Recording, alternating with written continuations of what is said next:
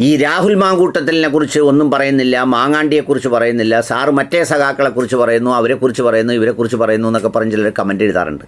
ഞാൻ എല്ലാവരെക്കുറിച്ചും വളരെ ഭേഷായി പറയാറുണ്ട്. എൻ്റെ സമുദായത്തിൽപ്പെട്ട സമുദായ നേതാക്കളെ കുറിച്ച് പറയാറുണ്ട്, മറ്റിതര സമുദായത്തിൽപ്പെട്ട അവരെക്കുറിച്ച് പറയാറുണ്ട്. പിന്നെ ഈ പറഞ്ഞ ഏറ്റവും കൂടുതൽ പറയുന്നത് കോൺഗ്രസ് പാർട്ടിയിലെ സംസ്കാരവും അതിനകത്തെ നാടകങ്ങളും അതിലെ അന്തർധാരകളുമാണ് ഏറ്റവും കൂടുതൽ വിമർശിക്കാറുള്ളത്. പിന്നെ മുസ്ലിം ലീഗിനെ വിമർശിക്കാറുണ്ട്, മുസ്ലിം സംഘടനകളെ വിമർശിക്കാറുണ്ട്. ഇതൊക്കെ ഞാൻ ചെയ്യാറുണ്ട്. അപ്പോൾ അതുകൊണ്ട് നമ്മൾ ഓരോന്നേ കാണുന്നുള്ളൂ എന്നുള്ളതുകൊണ്ട് അതാണ് ഞാൻ എന്ന് വിചാരിക്കരുത്. പിന്നെ എൻ്റെ കൂടെ എന്നെ കണ്ടു നിൽക്കുക എന്ന് പറയുന്നത് അത്ര എളുപ്പമുള്ള പരിപാടിയല്ല. എനിക്ക് പറയാൻ ആവശ്യമുള്ള വിഷയങ്ങളെക്കുറിച്ചൊക്കെ ഞാൻ പ്രതികരിക്കുന്നുണ്ട്.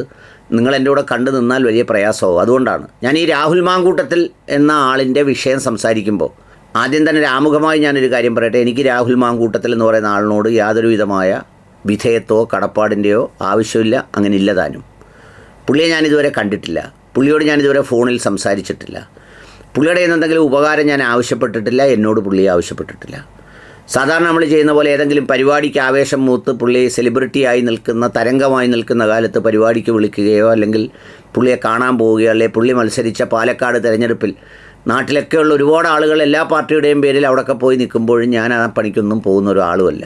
അപ്പോൾ അതുകൊണ്ട് അതിനെ സംബന്ധിച്ച് എൻ്റെ വർത്തമാനത്തിൽ ഒരു മുൻവിധിയും ഒരു സംഗതിയും പ്രതീക്ഷിക്കേണ്ട കാര്യവുമില്ല. പക്ഷേ പിന്നെ ഞാനിത് പറയണ്ട എന്ന് വിചാരിച്ചിരുന്നത്, പറയാനുള്ളതൊക്കെ എൻ്റെ ഒരു പേജിൽ ഞാൻ വളരെ ലഘുവായി കുറിച്ചിരുന്നു. പക്ഷേ എന്നാലും ഇവിടെ പറഞ്ഞില്ലെങ്കിൽ പിന്നെ മാങ്ങാണ്ടിയുടെ വന്നപ്പം മിണ്ടിയില്ല, മാങ്ങാണ്ടിയുടെ വന്നപ്പോൾ മാങ്ങാണ്ടിയുടെയും തേങ്ങാണ്ടിയുടെയും പറങ്ങാണ്ടിയുടെയും ഒക്കെ മിണ്ടുന്നതിന് എനിക്കൊരു പ്രയാസമില്ല. ആമുഖമായി ഞാൻ പറയട്ടെ, ഇത് വർത്തമാന കാലഘട്ടത്തിലെ പുതിയ ട്രെൻഡിൻ്റെ ഭാഗമായിട്ടുള്ള ഒരു സംഗതിയാണ് ഈ ഏർപ്പാടും ഇതിനകത്ത് സംഭവിച്ചതുമൊക്കെ. നമ്മൾ കുട്ടികളെയൊക്കെ പഠിപ്പിക്കുന്ന ഒരു സംഗതി ഉണ്ടല്ലോ, എൻ്റെ ശരീരം, എൻ്റെ ജീവിതം, എൻ്റെ അവകാശം, എൻ്റെ സ്വാതന്ത്ര്യം എന്നൊക്കെ പറയുന്നത് പോലെ ലിവിങ് ടുഗദർ എന്നൊക്കെ പറയുന്നത് ഈ മതമാവുന്ന മൗലിക ചിന്തകളുടെ വേലിക്കെട്ടുകൾ തകർത്തെറിഞ്ഞ് താലികളില്ലാതെ, ഏർപ്പാടുകളില്ലാതെ അനന്തമായ കാലത്തോളം സ്വാഭാവിക വിവാഹമെന്ന പ്രക്രിയയ്ക്ക് പോലും വിധേയപ്പെടാതെ, ആർക്കും അടിമയാകാതെ, ആരുടെയും വിഴുപ്പലക്കൽ കേൾക്കാതെ, ആർക്കും കീഴ്പ്പെടാതെ അവനവൻ്റെ ഇഷ്ടത്തിന് അവനവൻ്റെ ചിന്തകളുടെ ലോകത്ത് പാറിപ്പറന്ന് നടക്കണം എന്ന് പറയുന്ന വളരെ ഉത്തരാധുനികമായ നവോത്ഥാന ചിന്തകളുടെ ഭാഗമായി ഉണ്ടാകുന്ന പ്രശ്നമായി കൂടി ഈ പ്രശ്നത്തെ ആമുഖമായി കാണേണ്ടതുണ്ട്. പിന്നെ ഈ പ്രശ്നം എന്തുകൊണ്ട് ഇത്രമേൽ വഷളാവുന്നു എന്ന് ചോദിച്ചാൽ ഈ ചിത്രത്തിൽ കാണുന്ന ഫോട്ടോ കണ്ടോ, ഇരിക്കുന്നത് ജോർജാണ്, അപ്പുറത്തിരിക്കുന്ന കിടക്കുന്നത് ബിന്ദുവാണ്. ചെയ്ത പ്രവൃത്തികൾ എല്ലാവർക്കും അറിയാം. നല്ലപോലെ കള്ളു കുടിച്ചു, എന്നിട്ട് ആ സ്ത്രീയെ കൊണ്ടുവന്ന് പിന്നെന്താ പറയുന്നത് അയാളുടെ ഇംഗിതത്തിന് വിധേയമാക്കി. കൂലി ചോദിച്ചപ്പോൾ തർക്കിച്ചു, തലയ്ക്കടിച്ചു കൊന്നു, എന്നിട്ട് അവിടെ ചാരിയിരിക്കുന്നു. ഇത് ബിന്ദുവും ജോർജിൻ്റെയും സ്ഥാനത്ത് വേറെ ഏതെങ്കിലും ഒരു പേരായിരുന്നെങ്കിൽ കേരളത്തിൽ എന്തായിരിക്കുമായിരുന്നു ചർച്ച? ഏതെങ്കിലും ഒരു രാഷ്ട്രീയ പാർട്ടിയിൽപ്പെട്ട ആളായിരുന്നെങ്കിൽ എന്താകുമായിരുന്നു ചർച്ച? ഇതിൽ ഇയാളൊരു മുസ്ലിമാണെന്നിരിക്കട്ടെ, ജോർജിന് പകരം ഈ പറയുന്നത് പോലെ യാക്കൂബോ ഇല്യാസോ അന്ത്രമാനോ ഒക്കെ ആണെങ്കിലുള്ള സ്ഥിതി എന്താ? ഇങ്ങനെ വല്ലതും സമ്മതിക്കുമോ?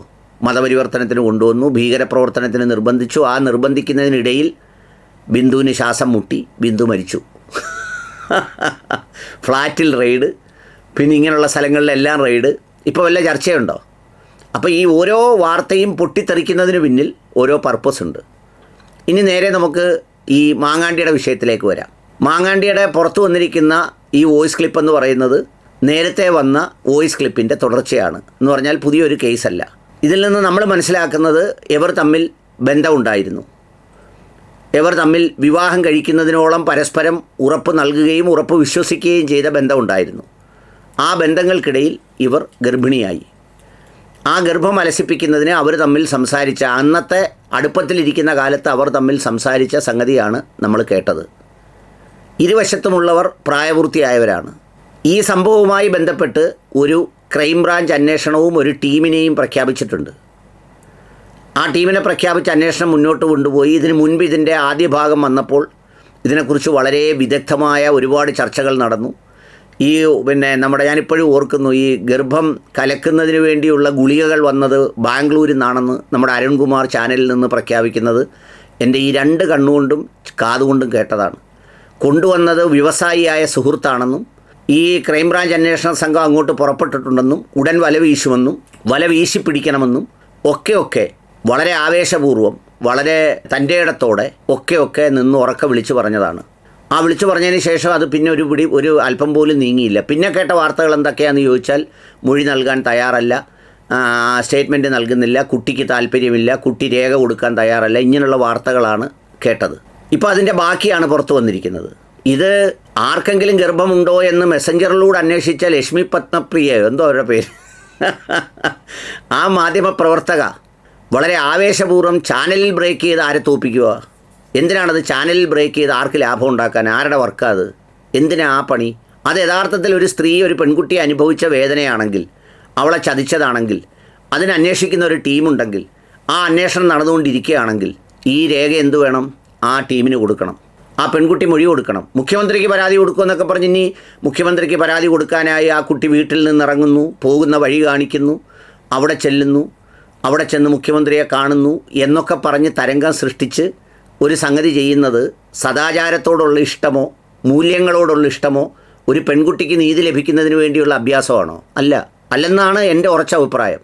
ഞാൻ ചാനൽ പറയുന്നില്ല, ഒരു ചാനൽ എപ്പോഴും ആദിവാസി ഭൂമി കയ്യേറുന്നതിനെതിരെ ആഞ്ഞു വാർത്ത കൊടുക്കുന്ന ചാനലാണ്.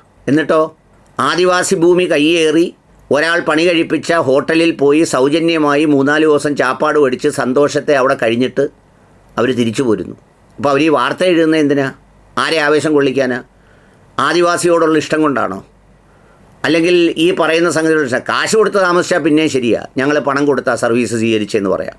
ഇത് ഓസ് അടിച്ചിട്ട് വന്നത് ചാനൽ ഏതാണെന്നും സംഭവം ഏതാണെന്നും ഒക്കെ ഞാൻ പറയാം. അത്രയേ ഉള്ളൂ ഈ ചാനലുകാരുടെയും അപ്രകളുടെയും ഈ വെപ്രാളം. എന്തിനാ അത് പൊട്ടിക്കുന്നത്? അത് പൊട്ടിച്ചുകൊണ്ട് എന്തുവാ? ഇത് നേരെ അവർക്ക് കൊടുക്കണം, അന്വേഷിക്കണം, എവൻ കുറ്റക്കാരനാണെന്ന് അവനെതിരെ നടപടിയെടുക്കണം. പിന്നെ ശബ്ദരേഖ കേട്ടും മറ്റേതും കേട്ട് അവനെതിരെ ഇനിയും നടപടി വേണമെന്നും പറഞ്ഞ് നിലവിളിച്ചാൽ, ഞാനൊന്ന് പറഞ്ഞോട്ടെ, സഖാക്കൾ വിരോധിക്കരുത്, മനുഷ്യരാരും വിരോധിക്കരുത്, ഞാൻ പറയുന്ന നീതിയാണല്ലോ. ശബരിമല അയ്യപ്പൻ്റെ ഇതിപ്പോൾ ഇവർ തമ്മിലുള്ള പ്രശ്നമാണ്. ആര് തമ്മിലുള്ള പ്രശ്നം? ആ പെൺകുട്ടിയും ഇയാളും തമ്മിലുള്ള, മാങ്ങാണ്ടിയും തമ്മിലുള്ള പ്രശ്നമാണ്. അവർ തമ്മിലുണ്ടായിരുന്ന ഉറപ്പെന്തായിരുന്നു? അവർ തമ്മിൽ എങ്ങനെയാണ് കഴിഞ്ഞത്? അവർ തമ്മിൽ എന്തിനാണ് പിണങ്ങിയത് എന്നുള്ള വിഷയങ്ങളൊക്കെയും ഇനിയും അന്വേഷണത്തിലൂടെ പുറത്തു വരേണ്ടതുണ്ട്. എന്നാൽ ഒരു അന്വേഷണ ഏജൻസി കണ്ടുപിടിച്ച് നടപടിയെടുത്ത് ജയിലിലിട്ടിരിക്കുന്ന പാർട്ടിയുടെ ഉന്നതനായ നേതാവിനെതിരെ പേരിനെങ്കിലും ഒരു നടപടി എടുക്കണ്ടേ? എന്തെങ്കിലും അടുപ്പണം. നിങ്ങൾ മാത്രം പറയുന്നത് എല്ലാം ന്യായമാണ്, ബാക്കിയുള്ളവരുടെ കാര്യത്തിലെല്ലാം അങ്ങനെയാണ്, ഞങ്ങളിടുമ്പം പാൻറ്റ് മറ്റൊരിടുമ്പം ബെർമുഡ എന്ന് പറയുന്ന ന്യായം ശരിയാണോ? ഇങ്ങനൊരു ആരോപണം ഉണ്ടായപ്പോൾ ആ പാർട്ടി അദ്ദേഹത്തെ സസ്പെൻഡ് ചെയ്താൽ നിർത്തിയേക്കുന്നത്. ഇനി എന്ത് വേണം? അടുത്ത എന്തെങ്കിലും നടപടി ഉണ്ടാകുമ്പോൾ തൂക്കിയെടുത്ത് ജയിലിലിടണമെങ്കിൽ ജയിലിലിടണം, അതിൻ്റെ കുറ്റം തെളിയിക്കണം. ആ കുറ്റം തെളിയിക്കുന്നതിന് അന്വേഷണ ഏജൻസി അന്വേഷിക്കണം. അതിനപ്പുറം ഇതൊരു വലിയ വാർത്തയാക്കി ബ്രേക്കിംഗ് ന്യൂസ് എന്നും പറഞ്ഞ് ബ്രേക്കിംഗ് ന്യൂസ് അടിച്ചുകൊണ്ടെന്തോ അങ്ങനെ എന്തെല്ലാം വാർത്തകൾ വന്നിട്ട് മുങ്ങിപ്പോയിട്ടുണ്ട്. ആരുടെയെല്ലാം ഗർഭങ്ങൾ മുങ്ങിപ്പോയിട്ടുണ്ട്, ആരുടെയെല്ലാം പീഡനങ്ങൾ മുങ്ങിപ്പോയിട്ടുണ്ട്. അപ്പോൾ അതാണ് അതിൻ്റെ സംഗതി. ഇനി അതിന് മറ്റൊരു കാര്യം മാങ്ങാണ്ടി സംഘത്തോടും മറ്റുള്ളവരോടും പറയാനുള്ളത്, ഇപ്പോൾ ഇങ്ങനെ ഒരു കാര്യം ചെയ്തിട്ട് അതൊരു വലിയ ദേശീയ ജനാധിപത്യ പൗരപ്രമുഖ കാര്യം ചെയ്തതുപോലെ അഭിനയിക്കുകയും അത്തരത്തിൽ നിൽക്കുകയും ചെയ്യേണ്ട കാര്യമില്ല. സംഭവിച്ചതിന് പരിഹാരമാണ്, അല്ലെങ്കിൽ സംഭവിച്ചതിന് ശിക്ഷയാണ്, അല്ലെങ്കിൽ ആ സത്യമാണ് പറയേണ്ടത്. അപ്പോൾ അതുകൊണ്ട് അത്തരം കാര്യങ്ങളാണ് ഇതിനകത്തുള്ളത്. അപ്പോൾ ഇത് ഈ പറയുന്നത് പോലെ ഒരാളിനെ ടാർഗറ്റ് ചെയ്ത് അയാൾ ചെയ്ത സംഗതിയെ നിയമപരമായ നടപടിക്ക് വിധേയമാക്കാതെ വാർത്ത കൊടുത്ത് നമ്മൾ അങ്ങനെ ചെയ്യുന്നൊരു കീഴ്വഴക്കം കേരളത്തിലുണ്ടല്ലോ. മലം വാരി ഒരാളുകളുടെ മേലെ എറിഞ്ഞ് അയാളെ ഏറ്റവും മലിനമാക്കുക, അയാൾ വീണ് കഴിയുമ്പോഴോ ഫീൽഡ് ഔട്ടായി കഴിയുമ്പോഴോ പിന്നെ അയാളെ ഏറ്റവും സുഗന്ധമുള്ള ആളാക്കി മാറ്റുക. ഉമ്മൻചാണ്ടിയോടൊക്കെ ചെയ്ത പോലെ ഇതേ വാശിയോടെയാണ് ഉമ്മൻചാണ്ടി എല്ലാവരും പണിഞ്ഞത്. ഹോമോസെക്ഷുവാലിറ്റിയും അല്ലാത്ത സെക്ഷുവാലിറ്റിയും ലെസ്ബിയനും ഗുസ്ബിയനും എല്ലാം പറഞ്ഞു. അന്ന് PC ജോർജ് എന്ന് പറയുന്നൊരു വായി നോക്കി പറഞ്ഞു, അവൻ കണ്ടെന്ന് പറഞ്ഞു. എന്നിട്ട് അവസാനം എന്തായി? അയാൾ വിശുദ്ധനാണെന്ന് സർട്ടിഫൈ ചെയ്ത് കൊടുത്തു എന്ന് അയാളുടെ ഓർമ്മയും പോയി വായും പുലർന്നപ്പോൾ. അപ്പോൾ ആ പണിക്കില്ല. ചെയ്യുന്നതിന് ശിക്ഷ കിട്ടണം, ചെയ്യുന്നതിന് മാത്രമേ കിട്ടാവൂ. അതിൻ്റെ പൂർണ്ണ ഉത്തരവാദിത്വത്തോടെ വേണം കിട്ടാൻ. അല്ലാതെ ഈ പറയുന്ന പോലെ കഴിഞ്ഞ ദിവസം മീനാക്ഷി എഴുതിയതുപോലെ ഫേസ്ബുക്കിൽ മീനാക്ഷി എഴുതിയല്ലോ ഒരു കുറിപ്പിനകത്ത്, എന്താണ് ഫെമിനിസം എന്ന് ചോദിച്ചപ്പോൾ, ഒരാൾക്കില്ലാത്ത അവകാശം മറ്റൊരാൾക്ക് നൽകി ഒരാളിനെ അങ്ങ് ഭിത്തി പറ്റിക്കുന്ന ഫെമിനിസത്തോട് യോജിപ്പില്ല. അതാണ് സത്യം. ചെയ്ത പ്രവൃത്തിയുടെ ഉത്തരവാദിത്തം രണ്ടുപേരും ഏറ്റെടുക്കണം. അതിനകത്ത് ആരാണ് വഞ്ചനയോ ചതിയോ കാണിച്ചതെന്ന് വെച്ചാൽ അത് നിയമപരമായി ശിക്ഷിക്കാൻ കഴിയുമെങ്കിൽ ശിക്ഷിക്കണം. ധാർമ്മികത എന്നൊക്കെ പറയുന്നതാണ് രാഷ്ട്രീയത്തിലെങ്കിൽ ഞാൻ പറഞ്ഞതാണ്. വർഷങ്ങൾക്ക് മുമ്പ് മണിച്ചൻ്റെ ഡയറിയിൽ പേരുണ്ടായിരുന്ന ആളാണ് ഞാൻ. വാർത്ത വായിച്ചൊക്കെ തുടങ്ങുന്ന സമയത്ത് കടകംപള്ളി സുരേന്ദ്രൻ വല്ലതും പറ്റിയോ? അതുപോലെ ആരെല്ലാം നേതാക്കൾ, ഏതെല്ലാം ഓഫീസുകളിലിരിക്കുന്നു, എന്തെല്ലാം കേസും കോടതിയും കയറിയ പീഡന വിദഗ്ധർ. അപ്പം അതുകൊണ്ട് അതൊന്നും ഒരു കാര്യമില്ല. വേറെന്തെങ്കിലുമൊക്കെ കാര്യങ്ങൾ പറയും. ഇനിയും ആവർത്തിച്ച് പറയണമെങ്കിൽ ചോദ്യം ചോദിച്ചാൽ ഞാൻ ഇനിയും പറയാം.